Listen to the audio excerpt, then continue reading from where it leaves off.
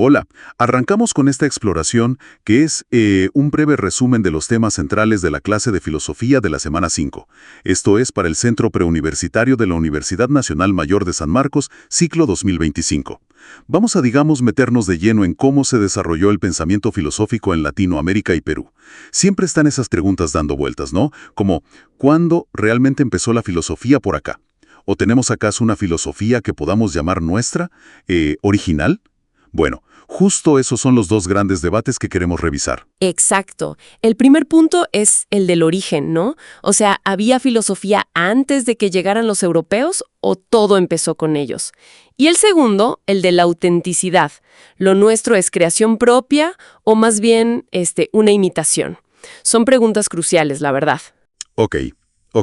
Si aceptamos, por seguir la línea más tradicional, que la filosofía formal arranca con la llegada europea, ¿cómo fue esa historia? ¿Se habla de una etapa prefilosófica primero? Así es. Antes del contacto, pues existían formas de pensamiento muy sofisticadas, muy conectadas con su visión del mundo, con mitos, con saberes prácticos.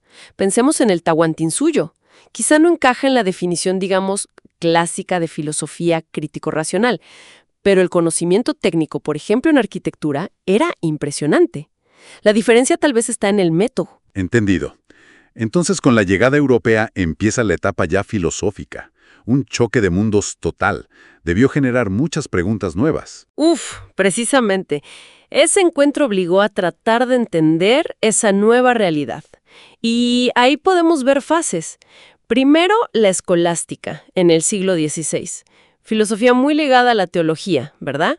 Y el tema central fue la humanidad del indígena. ¿Tiene alma? Esa pregunta era definitoria. Esto llevó a debates fuertísimos, como la controversia de Valladolid, ¿no? Entre Las Casas y Sepúlveda. Ahí se ve el impacto directo de la filosofía. Claro, no era solo teoría. Luego, siglos XVII, XVIII, llega la Ilustración. Ideas de dignidad, separación de poderes, soberanía popular, que venían de Europa. Y encontraron eco aquí, ¿no? Fueron clave para pensar la independencia. Figuras como Vizcardo y Guzmán, por ejemplo. Exacto. Ya en el siglo XIX, con las independencias ya hechas, entramos al romanticismo. El gran debate era, ¿cómo organizamos estos nuevos países? Y ahí tenés la pelea entre conservadores, como Bartolomé Herrera, que defendía la soberanía de la inteligencia, o sea, un gobierno de élites, y los liberales, como Benito Lasso, que iban por la soberanía popular. Una tensión que de algún modo sigue hasta hoy, ¿no? Sí, resuena. Y a fines del XIX irrumpe el positivismo. Esa idea de Comte, ¿no? La ciencia como único camino al progreso. En Perú, Manuel González Prada, por ejemplo, creía que la ciencia podía, redimir al indígena. El lema era orden y progreso, modernizar con ciencia y técnica. Pero claro, esa fe tan puesta en la ciencia generó reacciones ya en el siglo XX. Por un lado, el espiritualismo. Figuras como Alejandro de Ustua, acá en Perú, que criticó al positivismo por reducir todo a lo material. Reafirmó el espíritu, la libertad, la creación, su pedagogía ético-estética iba por ahí. Y por otro lado, con mucha fuerza, surgió la filosofía social, como respuesta a los problemas y movimientos sociales de la época, ¿cierto? Sin duda. Y acá tenemos pensadores, importantísimos. José Carlos Mariátegui, por ejemplo. Hizo un análisis marxista, pero adaptado totalmente a la realidad peruana. Veía el problema del indio no como algo racial, sino económico-social, y hablaba de creación heroica, no de calco y copia. También Víctor Raúl Haya de la Torre, con sus propias ideas, y más tarde las corrientes de filosofía y teología de la liberación, con gente como Enrique Dussel, Gustavo Gutiérrez, buscando romper la dependencia intelectual, ¿sabes? Y orientar la filosofía a la acción por los marginados. Y con eso llegamos a la filosofía actual, que parece más diversa, ¿no? Más especializada. Temas como bioética, tecnología, género, y con más presencia en las universidades, en grupos de investigación. Exacto, una mayor profesionalización, y se inserta más en debates globales, pero sin dejar de mirar nuestras preguntas, nuestro contexto. Lo que nos regresa a la pregunta del inicio. La autenticidad. ¿Es nuestra filosofía realmente nuestra? Mencionaste esa tensión. Sí, es que es un debate fundamental. Augusto Salazar Bondy, que pensó mucho esto, planteó que, por nuestra historia de subdesarrollo, de dominación cultural, nuestra filosofía había sido más que nada imitativa.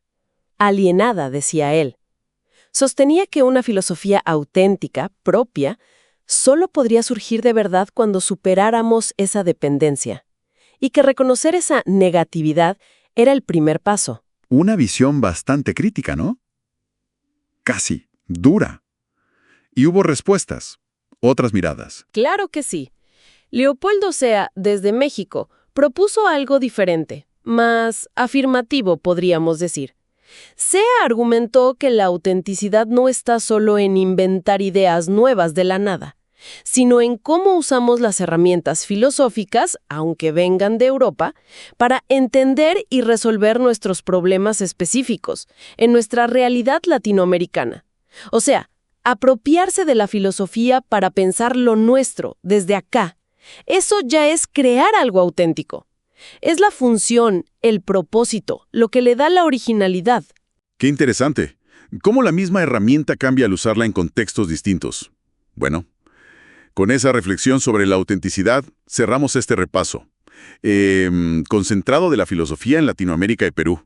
Correspondiente, recordamos, a la semana 5 del Centro Pre. ¡Claro! Apenas hemos tocado la superficie de temas muy complejos, que siguen abiertos a debate hoy en día. Totalmente. Invitamos a quienes nos escuchan a repasar estos puntos clave. Y quizás queda picando una pregunta, ¿no? En este mundo tan conectado, ¿qué significa hoy buscar una filosofía auténtica para nuestra región? Manténganse atentos para los próximos resúmenes. Hasta pronto.